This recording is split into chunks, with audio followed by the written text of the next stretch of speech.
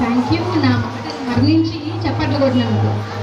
ఈ చప్పట్లలో ఉన్న మా ఏంటంటే అండి, కళాకారులకు ముఖ్యంగా అది ఏ రంగంలో ఉన్న కళాకారులైనా, భజన చేసుకునే వాళ్ళు, ఈ సంగీతము, నాట్యము, ఎవరైనా సరే కళాకారులకి చప్పట్లలో ఉన్న ఆనందం ఇంకా ఎందులోనూ దొరకదన్నమాట.